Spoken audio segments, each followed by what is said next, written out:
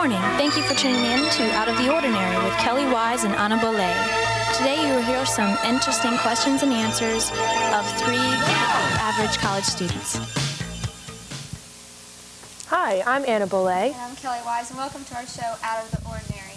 And today we have 3 special guests on our show today.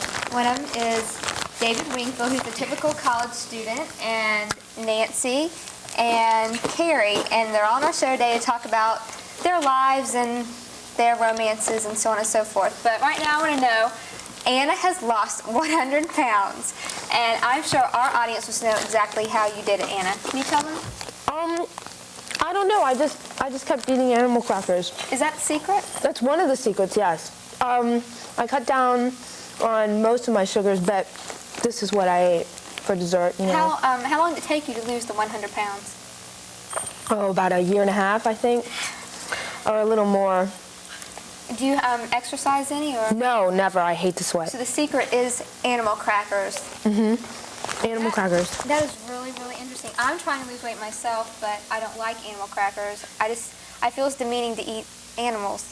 But I'm engaged and I have to lose weight to fit my dress. Oh, so tell me about this engagement. Let me see your ring. Look, her ring. I've written a book about how to get married, and it should be out in the shelves by the beginning of next September.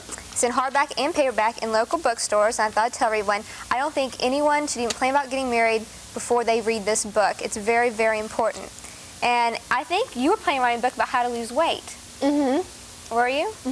And when will that be out? Soon. Soon. Yeah. Okay. And when I was 12 years old, I was taking piano, and I was in a piano lesson. I was in piano recital, and I had to get up on the stage in front of everyone, the whole entire audience, and I had to say, the first piano piece I'm going to play is, and I think it was, can't remember the name of the piece, but I was so nervous about doing it, and I thought about it, and I said, the first piece I'm going to play, the first piece I'm going to play, the first piece I'm going to play. I got there, stood in front of everyone and said, the first place I'm going to pee.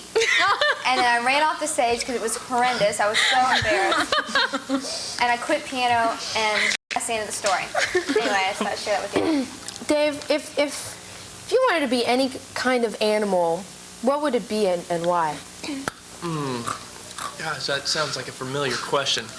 I think I'd really like to be probably a bird, an eagle or some kind of large bird that... An ostrich? A bird that has to fly. So I'd like to get really way up in the atmosphere, get much clearer perspective on life, and kind of see it from a different view. That's pretty deep. How about you, Nancy? Oh, gosh. I think that I would want to be a dolphin. Well, because when I was little, I always used to want to pet dolphin. So I would want to be a dolphin so I could go in the ocean with all the other animals. That's nice. And see all the sunken treasures and the ships. What about you, Carrie? I think it'd be a horse. Horses are my favorite animals, and when I watch them in the wild, I'm in awe. And they can run forever, and they're usually in packs, and they're like friends, they're like cliques, and they can stay together for a life. And they're in freedom, and they can go on forever. Carrie, about this staying together for a lifetime, tell us your secret on dating 2 different guys at the same time. Actually, I've been really lucky. It's worked well so far. It's worked awesome. I mean, it just so happens that one of them works in the evening, and the other one goes to school during the afternoon. So my times switch off. When I'm with one of them, the other one's at work, so I don't have to worry about him. When I'm with the other one's in school. Do they know about each other? Not exactly. That's what's fun and exciting about it. That's perfect. It's really exciting. Have you thought about writing a book? I met, I guess Senator Quayle would be famous now, Vice President Quayle now. I'm from Indiana, and he's from a town about an hour away from me, and I was at a seminar in Indianapolis, and I had lunch with him, and that was real nice. Did you date him too, Carrie? Oh, no, this was when he was married. Oh, okay, I see. And I understand. children and all. I thought 3 would be too much, especially a married man.